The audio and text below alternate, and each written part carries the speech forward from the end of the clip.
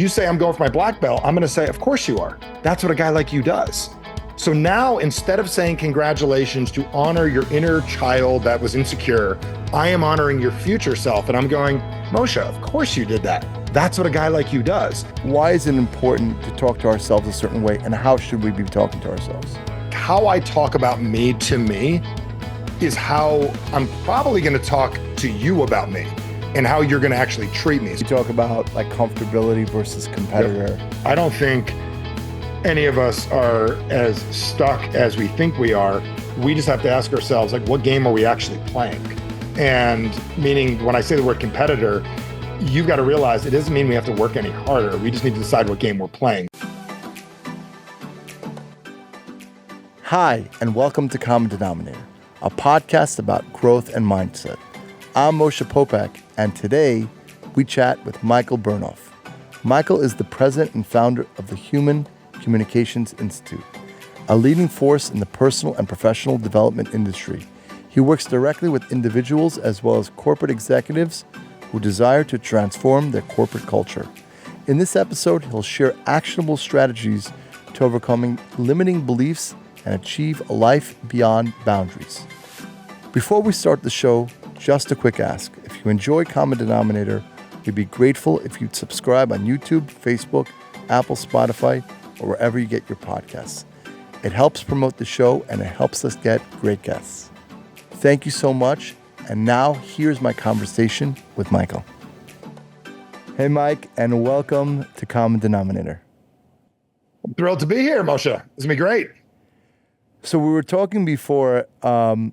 I know you do a lot of work on culture in companies and corporations, and I have my take on it. But I wanted to first see how can a founder or CEO who's running a company, first of all, you got to recognize the problem and name the problem, and then how could they actually do action steps to change the culture that produces, because in business, you want to produce the right results. The big thing you got to realize is, like we've all taught before, and I've heard this statement, is that no one is going to be as excited, as interested as you are as the owner and the founder, right? You got your money behind it, your dream behind it, your team behind it. And I've heard that before, but my belief is it doesn't have to be that way. Meaning that if they were as interested and as excited and bought in as what it is that you do, they could be get even more excited, even a bigger evangelist than what it is that you do. So I believe culture is a word that we hear a lot, like scaling, and the challenge with it means a lot of different things to different people. And my definition of it would be right off the bat would be culture, because I'm a big language guy. You got to know what people mean by what they say and say what they mean. Is language, communication and culture really is, in my take, is the way that you want people to act and to feel that would be the betterment of the company. And if people felt a certain way, acted a certain way, understood what winning looked like, understood what the net growth felt like, and if everybody was on the same page, culture is very easy. This is where when I grew up in New Jersey, where certain people, certain communities did very, very well together, because I grew up in a little Jewish Italian neighborhood, and everybody had the same culture, family first values, everybody had the same thing. The culture was similar. It was dinner. It was, we had Friday night, they had Saturday night. Do you know what I'm saying? Or they had this night, that night with stuff. So when companies are looking to develop a culture, you really got to ask yourself, like, what are you committed to live by? What really matters? What are you looking to attract and share with the world? And what are you actually really, not what act do you want to play? And I think a lot of people miss, because they go watch a Joe Rogan show, they watch something online, they see something on TV, they read a book, they see Steve Jobs, and they try to model someone else versus looking deep inside and going, who am I? What is it that I really stand for? What is it that I truly believe, that way I want to live on this earth, the way that really matters to me? And then attracting the people that also believe that. And then culture is just simple. I've talked a lot about, I know you talk about how we talk to ourselves. Yes. Why is it important to talk to ourselves a certain way, and how should we be talking to ourselves? Well, this is a lot of people probably never even thought about this till now, and I'll bring this little comment up, is that language runs everything in our lives. So we can't turn off our communication. We're always communicating with ourselves. We're always communicating with other people at all times. So we believe that communication is the most underdeveloped and underutilized asset that we all have to getting everything we want in this world. So what I believe to be true, or at least I say, is that communication, and when we talk, like how I talk about me to me is how I'm probably going to talk to you about me and how you're going to actually treat me. So if it's sales or business or anything, so the type of language that I use, because nothing is more destructive than language in the world. Language destroys everything. And when I say destruction, I mean that in a beautiful way, because in order to build, we got to destroy. I'm not building a brand new custom home. I'm destroying an old one with language. And it started with language. It started with confidence, started with sales. So when I say the word destroy, a lot of times we have to destroy the average to build the thing that we want. So when I talk about language, we've got to recognize you've got to take full responsibility for how your language actually impacts your actions and the things you do. So I'll give you a prime example. Like I see people go, man, I'm just like, I can't stop eating this thing. I love it. Well, think about the word you just used. You just said, I love Netflix. I love watching the show. I love Twinkies. I love some food. The second you said I loved it, you used the most powerful word in the English language that I know of, love, connection, which produces oxytocin in the body, and you attach it to a show on TV. Now, Netflix is thrilled you did it. That's part of their marketing plan. They want you to love it. So is Twinkies, and so is Starbucks. They want you to love it. Okay, what you do. So when we use those words, it's hard to shift. So imagine you said to yourself, Starbucks is yummy versus I love it. The second you love it, you take that word that you should reserve for your 10 kids, your wife, your family. What happens is instantaneously it's being used in the right place. So I truly feel that the majority of us are using language in a very, very inappropriate way. And some of us realize if we could actually recognize it's no different than putting a prompt in ChatGPT, we're getting back what we're putting out. And I see it all the time. Like, let me ask you this crazy question just to go off a tangent here right now. Have you or your kids ever said like something was hard? Like this is hard to do? Definitely. I mean, there've definitely been times that whether myself, my kids, Okay. So definitely. Yes. Can I show you something crazy?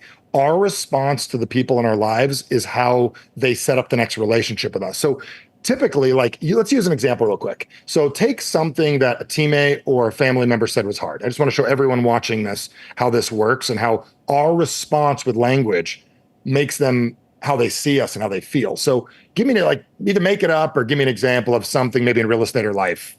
No, so a bunch of my kids, myself, we all train jujitsu. Right now, what have I said? Love that. Right. So right now, what have I said? I had some journey with it. I've been training 13 years, and now I'm training for my black belt. So I know, yes, but I know recently, as of the past 24 hours, I said to myself, and I might have mentioned to somebody else, I'm like, wow, I'm 44. This is going to be hard. This is hard. So I've used that word. So let's say you said it to a friend and you said, this is hard. And this goes to every entrepreneur out there. So let's just say I said going for my black belt is hard. What would you say as a nice, loving human being? What would you say to me? Because you care about me. I would probably say, but you can do it. You know what I mean? It's hard, but it can be done. But you got to realize, I just told you I don't believe that. And you told me that to disbelieve me. So now I'm really confused. I don't know if you're lying or I'm lying. So imagine flipping this. And I said to you, you said to me, going for my black belt is hard. And I said, actually, it's not. Pause, wait. And then I'd say, it's harder than you'd like it to be. The second you add the ER at the end of that sentence, it creates the possibility of change. So when your kid says calculus is hard, say, actually, John, it's not hard. It's harder than you'd like it to be. The second you do that, I watch the eye movement you just got, and no different than when you congratulate somebody. Like I did it incorrectly a minute ago, but when you said I'm going for my black belt, watch the response. Just feel this in your body, how powerful language is. So if you say, I'm going for my black belt, and I train thousands of martial arts gym owners, one of the originators of one of the Gracie boys, Gracie cousins, Carlos Machado, I was at his event recently. Machado owns, I don't know if you know who he is. He's like a legend. Sure. He and I were together a couple of weeks ago. I was training all of his professors and people. It was pretty amazing. So when I taught him to say this, so instead of someone saying that submission was great, congratulations, you say I'm going for my black belt, I'm going to say, of course you are. That's what a guy like you does. So now instead of saying congratulations to honor your inner child that was insecure, I am honoring your future self. And I'm going, Moshe, of course you did that. That's what a guy like you does. Now I'm building you up with serotonin, which is the same thing Netflix does to get you to click that button to go to the next episode and get $14 from you. I'm using for power. So of course you do that. That's the kind of guy you are. Now you love me because I just offered you what you've always wanted, which is to believe in you.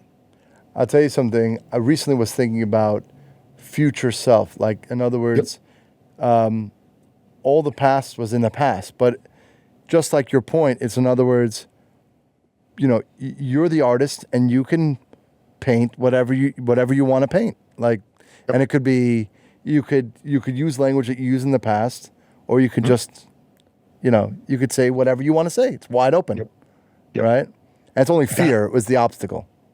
Well, fear, it's interesting because that's a confusing word. So what fear, I reframe everything to make it mean what I want, because I think language was designed by people and we actually made things mean what they mean. So I really take it literally when we're connected, like all of us spiritually. I truly believe we're all connected. And when I say this is fear, it really just means you're about to do something you don't have a pattern for yet. And when I look at it that way, when I'm teaching my daughter as a competitive figure skater, my oldest who was just on was a competitive cheerleader, anything that you're scared of, you just do not have experience in yet. And because you don't have experience, you're missing into a pathway. And when you look at it that way, going, you know what? No wonder, because when you're about to walk out, like, oh my gosh, like I hope this works. The reason you're saying that is you have no file for it. But if you've thrown a flying triangle, which I think is impossible to do, almost it's harder than I'd like it to be, right? In jujitsu. And your brain is going to go, I've never actually done this. But if you've done 5 submissions, like your Henry Cejudo, who trains next door at the gym next door to my building here, the dude has won titles in UFC. So that guy doesn't have the same fear because he has the neural pathway of the ring. This is my ring. I own this. I've been here before. I know more than this guy does. I've trained. I've done. Where fear literally is, I'm about to do something I don't have a lot of experience in. Yeah. And I just to give, again, that practical tool. So the answer to negate fear is to train in the thing gently, or whatever it is, in the thing that you're fearful of, over time, right? Because then you're like, okay, then you do build up that habit, and then it's not an issue, and then you move forward. And to actually do a couple things at once, so not even philosophically, but training is whenever I work with a lot of UFC fighters, and the one thing I've learned is we keep fear in a place in our minds, right? So like if I were to say to anyone listening, tell me something you're scared of. And I go back to the 80s when I picture this, because I remember being a kid watching the Jetsons, and there was Mr. Spacely was about 4 feet tall and George was 6 feet tall, and he'd look up at it like this. Anything we fear, whether it's scared to make a cold call because we want to pitch the founder of a company or whatever it is, we picture them bigger, and anything that we fear, we always picture bigger. So first, if we realize that everything is created in our mind, if we made it smaller than us and we looked down on it and looked at it like that bill you got from the IRS that you're worried about and you made it little on your finger, it's not as big a deal as IRS, like this big scary thing. So I truly believe most people have a misrepresentation in their head where they're putting something in this godlike form up and big in the heavens that's fearful versus there's this little thing that I have to tackle. So a lot of it comes down to our pictures, sounds, and feelings and how we actually frame the experience. So when I work with fighters, if they're intimidated by someone, I ask, how do they experience it? And they picture this big, bold guy. Well, if you actually pictured looking down at him from a stool, he's not as scary right now. So then we actually change the sensation. And when the sensation changes, the actions change. So does the language. And I always, one of my favorite films, Wizard of Oz, if we just that scene, right? They're like, it's this, the wizard, bad wizard, and they pull the curtain. Yep. So many things, to your point, so many things in life is exactly that. I remember the first podcast I did, it was like running through my veins and like my stomach was churning. And now, now we're hanging out on the show. Yep. You're like, so chill. I love it. Like compliment. Of course you did. You jumped on from Dave to you and jumping on the show from the production crew. You just jumped on like, hey, Michael, let's go. Right. So instantly you're in it because you put in the reps, you've done it, but you identify currently because our life, we're controlled by our identity. You identify as a guy that does podcasts. Prior to that, you identify as a guy that does real estate and raises great kids. And once we change our identity, which is upgrading it to who we're capable of being, which is anything we want, then we start seeing ourselves different. And then people start seeing us that way. Because I think changing your actions is harder than changing your perception. If I can get you to perceive me different and I perceive me different, we're just going to agree I'm great and then I become great. It's fascinating. Yeah, that's a very, very important nuance. I know in different parts of my life, I've had to train to change my perception, and then I noticed those things actually manifest. I was like, oh wow, I'm like, that's pretty cool. You just have to be open. You have to let it flow and let it happen, and one day it just happens. You're like, oh, that's interesting. It actually You go from talking about it to living it, right? Yeah, I find it took me, again, that training. You talk a lot about decision making. Yep. And I find that was really hard for myself and really hard in general for people. Hard or harder than you'd like it to be? That's exactly right. Harder than I like it to be, and harder than other people would like it to be. Yeah. And what are practical tools as far as, again, perception regarding decision making, that they can more quicker and make better decisions? Yeah. So here's the deal. In most decisions we make in life, we're not really pouring concrete usually. They can be changed. And a lot of people give themselves two options when they go to make a decision, like, do I do this or not? And one of my mentors taught me a long time ago, a guy named Jim Rohn. Jim was my mentor as a kid. I don't know if you're familiar with Jim, but there's a picture of Jim and I right there up on that. Yeah. And Jim used to say, don't make a decision until you at least have 3 or 4 possibilities. And he said, as soon as you enter the 3rd and 4th decision in front of you, you realize how unscary it is. So people, let's just say it's, do I hire them or do I fire them? What do I do? Or do I keep them or do I go? The second it's 2 decisions, it's actually 1. And it's very fearful for a lot of people, which means this could harm somebody. The third is I can have another decision. I can educate myself and take the next 90 days to work and help them get better. I can have a tough love conversation with them. I can do an intervention with the team with them. And as soon as you lay out on paper 6 or 7 possible decisions, your confidence goes up. And I truly believe that confidence and decision-making share a vein.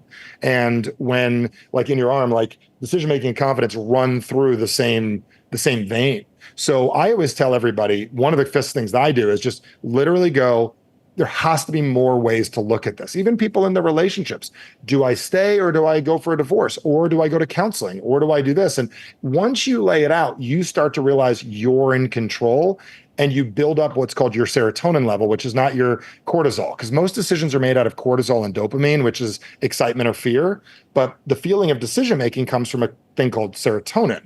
And that is a drug that we feel when we know we've decided before. So I always tell everybody when you walk into it going, I've made 1 million decisions in my life. That's the first thing I say. I've made 1 million in my life. The majority of them have turned out pretty good because I'm still alive. That's what I'd say right off the bat, right? Like I'm still alive, doing better than most, didn't wake up this morning. Then I'm going to say, I'm in control of this. I'm going to give myself choices. So human beings with choices, what gang leaders do is they go after kids with no choices.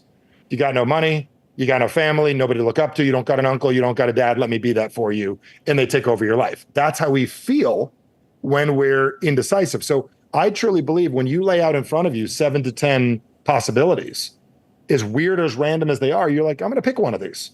And now we're picking and we're not deciding. And picking and deciding is less fearful. I know I had a guest the other day, and even with kids, giving that choice, right? Yep. You're going to go wash your hands, right? It's like, okay, I can take you there, or you can go there yourself, right? Giving that choice, it seems like it was what kind of like, I see that with my kids. They just calm down and they pick something, and the result happens. So as soon as you go, do you want to do your homework now, later, after we do push-ups? Do you want to do your homework after we eat? I'm going to lay a bunch of these options down and you give them. Why don't you pick one of these and learn to commit to it? And then we're going to start training kids to commit to things.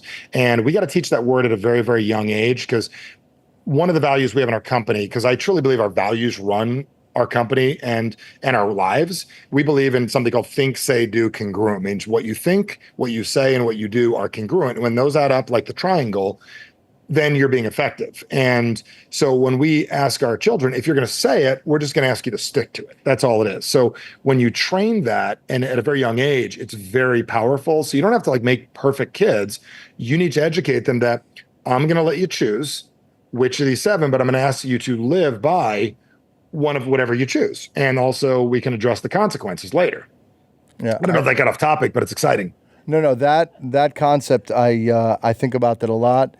They have in certain in the old tangent off the Old Testament, but certain things that I've studied from Kabbalah about that idea: think, speak, act. That think, speak, act is like if people can do that, do what they say congruently, and also as a parent, right? As a parent, if you can just model that, don't say it, right? You could think it. I mean, we have crazy thoughts, but we could think it, but then say it, do it, and then write it down. This is what you do, and over time, the results would be unbelievable. I know for myself, you talk about like comfortability versus competitor mindset, and through different stages. Let's say you've accomplished certain things, right? The trap of comfortability, and I know I've suffered through that. And life just wallops me when I get comfortable just within myself. Again, my perception, right? To keep on pushing to be competitive, I guess, throughout your entire life, to push for greater, bigger things. What are ways to stay competitive, and why is staying competitive so important?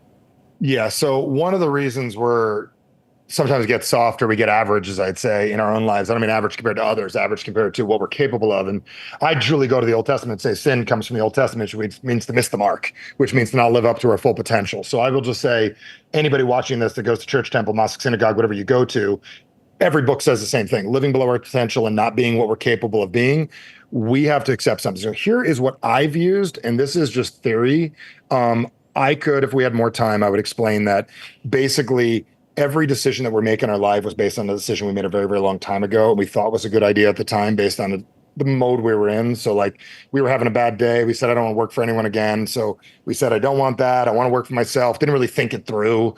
Identify as I'm going to work hard as a business owner. Now we're 8 years in, wondering why we're working hard, and we got a bunch of people to cheer us on, and we're stuck in this box. I could explain that if you wanted another time, or later if you want. And everything we want is on the other side of the wall. And I truly believe we're looking at life through like window shopping on Fifth Avenue in New York, and we're seeing the beautiful stores, and we're seeing what's possible. And we're thinking one day we're going to get there, and one day we're going to get to the promised land. Like we'll become our own Messiah one day, and we're going to get there, right? And that's the challenge that most people they miss in their life. And where I was going with this is that in order to stop the feeling of being stuck, I don't think any of us are as stuck as we think we are. We just have to ask ourselves, like, what game are we actually playing?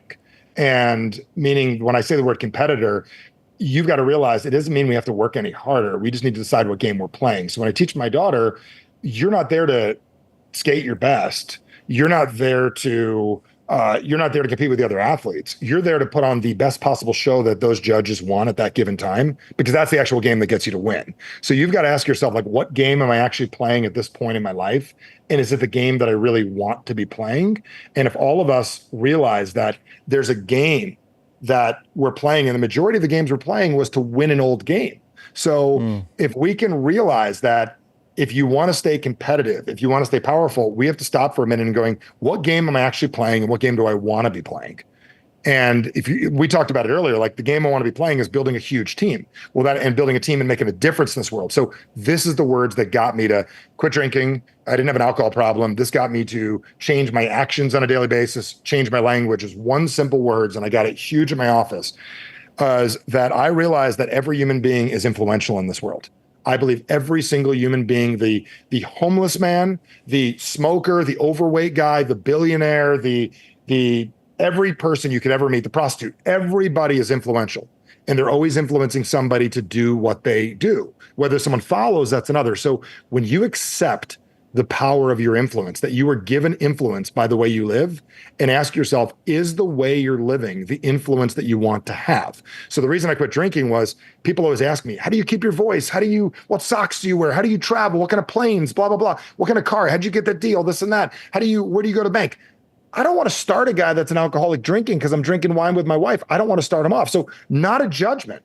I realize Michael Bernoff is influential and I want to accept the power of my own influence. So my question is you and the people watching is, if you're influential, are you living the influence that you want to live? And that is what forces me to grow on a regular basis. That one phrase, have you accepted the power of your influence that was given to you and your soul came to you at birth, or whatever it is that you believe? And most people, I never thought of it that way, and realize that how they run their company, how they run their life is a form of influence. I love the word acceptance. I think about that a lot, right? Surrender and acceptance. Yep. That's a very important word, right? I recently had a revelation, and you talk about the game we were playing. It was the most freeing and amazing place. There was this tension for years on a certain interaction with somebody that I know for a very long time. And this epiphany came to me and said, you know what? To your point, I'm not even going to play anymore. I'm out. It's the most amazing thing ever. It's like something in the past, something doesn't even exist. I don't want to play this game anymore. You won. I'm good. Finished. And that gives a great sense of freedom. Right? And it's all a game. I mean, if you read the book, Eric Bernay's books, Games People Play or Scripts People Live, you realize that we from childhood play games, meaning like, I'm going to get on the show and I'm going to be a certain way. So you treat me a certain way to get rid of my insecurities. And I'm going to get in a fight with this person. So then I get to be the hero later. Like, we switch roles all the time.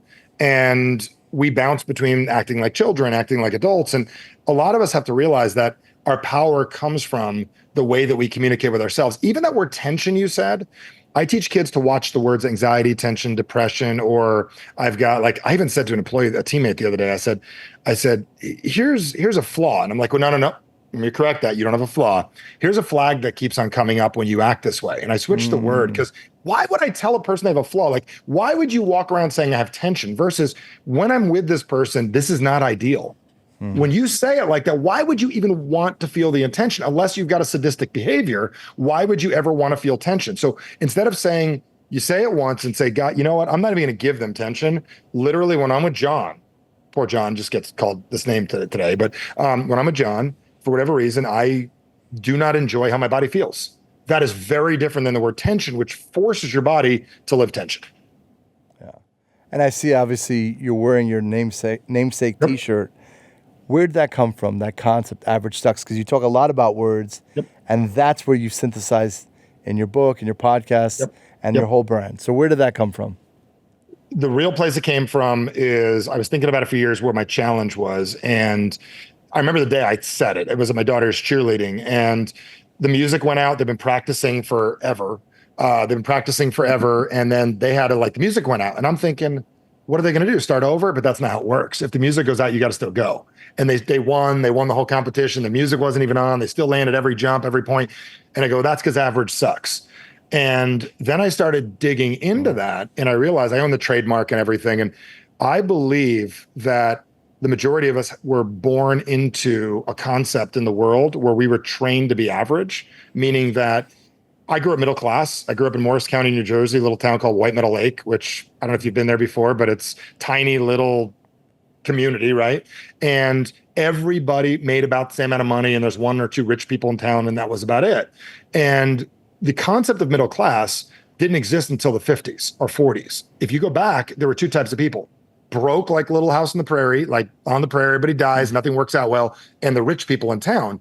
And the name of the game was, when things don't work out, God gives you those gifts so you have a reason to grow and you eventually become the rich, happy people in town. And this advent of lower middle and upper middle class, which is the 1940s to 1990s concept, got invented. And we were trained, you and I grew up in a world where average was told it was okay. And I think it is a disgusting idea that people should live below what they're capable of. So last thing I'll say on this is a guy asked me how tall I was, and I'm 6'7", and the guy goes, when are you going to start acting like it? And I go, what do you mean? He goes, you live your life like you're 5'6". Now, if you were 5'6", that's fine. You should be fully 5'6". There's a foot and a half of you you're not living. So why would you look up and admire other people like the Michael Jordans, the Mike Tysons, the Wayne Gretzkys, or whatever it is that I grew up with, versus why not look up to ourselves? So if all of us grew into our fullest of potential, what we fully would stop being average. And I think most people have an average in life and we live there until we die. And we don't have to be that way. We make about the same amount of money. Mark Zuckerberg would tell us the links we click on, the places we go, the things we do, where we go, how many times we're intimate in a year, how many times we say I love you to people, they say it to us. And if you looked at the algorithm, we have an average that we've lived the last 3 to 10 years. Instead of trying to get better, raising what that average is, that changes your life. You don't have to be exceptional. We just need to become 2 to 5% better. And we would change our whole lives.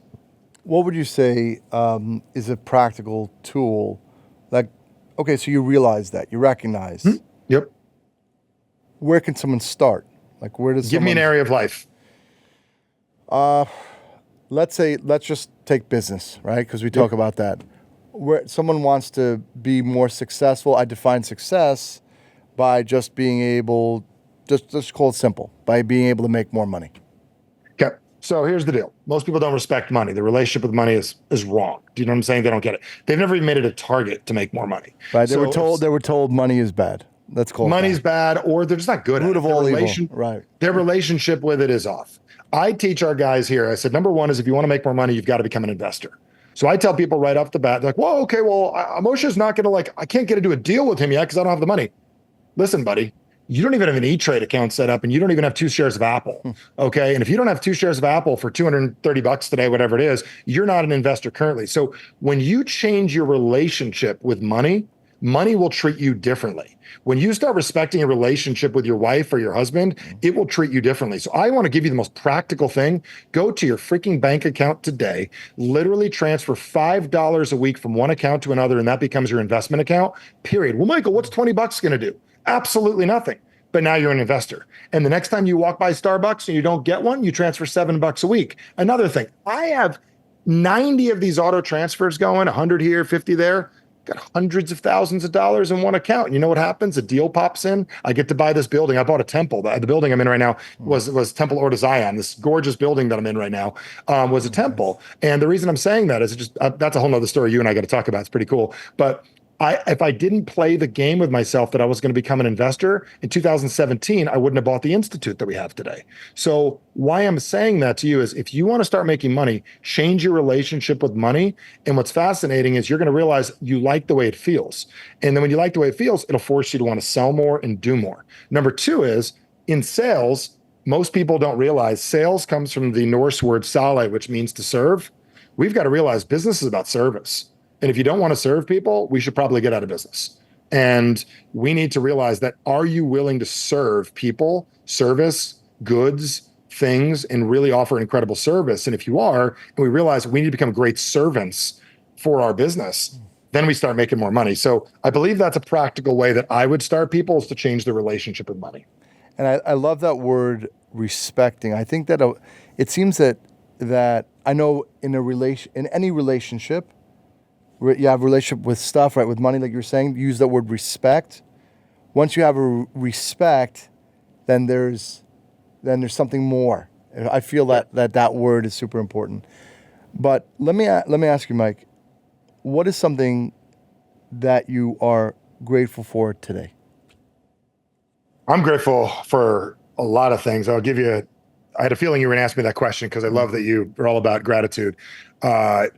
I'm really grateful for my family. I will say right off the bat, my wife and I are on a mission together. Most people don't have a relationship like I have. I will tell you that my wife and I and our kids, the fact that we get to do life together at this time in the world. I was just listening to a Martin Luther King speech recently about, he was talking about Robert Abernathy and how he was really blessed to be born when he was born. So I'm actually blessed that my wife and I get to do this mission we have in life at this crazy time in the world where it can be highlighted in the light. I'm getting the chills as I'm telling you this right now, but I'm really blessed that we're alive during this time in the world where there's such craziness and disconnect, where our gifts get served, teaching communication and influence and how to live well. I'm really blessed that I was born in 1977 when I was born, to have the years I had, to be where I'm at, to have ran into my wife and us to connect with each other, as divine as that is, that we get to do life together in a very challenging time. And I really feel grateful that life is challenging and the world is disconnected in a lot of ways, and that we get to be part of helping reconnect that. And I'm very blessed and grateful for that crazy answer I just gave you. No, I so resonate with that, and because that point is a brilliant point, and I want to. It's that oh, we could say, look at all this insanity. I think the Surgeon General just came out saying how we're at the loneliest point, and the fertility rates are at the lowest points, and mental health, so many issues, but we talk about potential, right? It's like, okay, maybe we can really impact. So dark, yin and yang, right? Darkness and light. So I definitely relate to that, and keep connecting with more and more people trying to do good things, which is awesome. What would you, I always ask, the theme of the show is always common denominator. What would you say is the common denominator of people that are actually living beyond their limits? I think people living beyond their limits have, number one, they've accepted they have a calling inside of them, and they've actually accepted it. And they've realized that their challenges are their gifts, meaning that I don't know very many people that just born great and everything worked out great and everything happened. I think the big common denominator I've realized is their ability to deal with what I call adversity. And that is the thing that got stripped of us in the last 50 to 60 years. Life got just too easy. Their ability to accept and relate and have an incredible relationship with adversity, and realizing it is the greatest growing mechanism we all could have, whether it's jujitsu or it's figure skating or it's business. I have found our ability to build a loving, healthy relationship with the adversities that life brings and our challenges bring has been the common denominator of everyone that I've interviewed, everyone I've ever seen. I don't know how long you were in real estate, but the adversity of the markets. How long were you in real estate for? So now it's about 15 years. Okay, you've seen three markets that are radically different. You've seen 3% interest rates. You've seen 17%. You've seen the economy fall. You've seen 2008. You've seen it all. So your ability to adapt and deal with adversity, I find, is the biggest common denominator of the most successful people. So accepting that it's always going to be there. It's always been there. Let's pretend it's not there. And anyone delusional to think it doesn't exist, they got a bridge to sell you, as we always say. Yeah, it's. I've said on the show, the need to have chief adaptability officers, Yep, right? that's good. People, right? I'm gonna write that down. Right? Yeah, my other guests like that because I came across that. It was just something, because that's what it is. It's constantly evolving. Anybody that says anything stays stagnant, that's not the case. But Mike, I want to say thank you so much. Really informative, really great, great takeaways. How could people listen to your podcast, get your book, follow you on social? We've got, Michael Bernoff. You can follow me, just Google me. You can find me pretty much anywhere, Instagram, Facebook, stuff like that.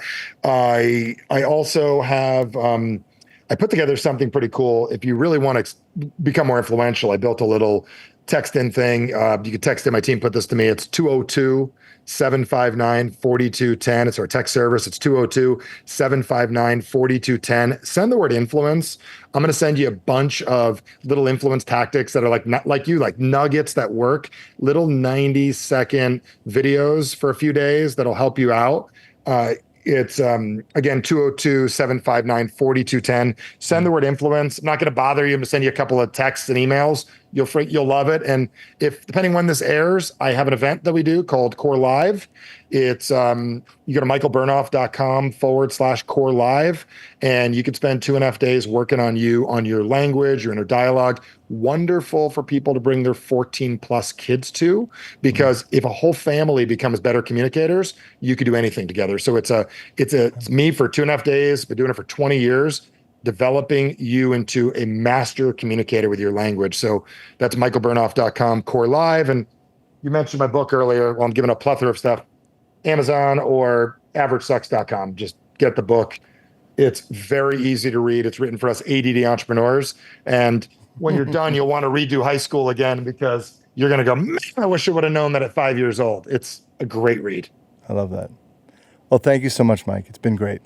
It's been an honor. And if I can ever serve and help, let me know. And you're doing incredible work with the show. And I just pray and wish that this hits the people it needs to hit so it can make a huge difference in their life. I hope so. Thank you. And you as well. All your work should be successful. Thank you. Thank you, my friend. Thank you so much. Hope you enjoyed the conversation. Before we say goodbye, just a quick ask. If you're watching on Facebook or YouTube, we'd be grateful for a like, share, and subscribe. If you're listening on Apple or Spotify, feel free to leave a rating and review. Have a great day, and I'll talk to you again soon.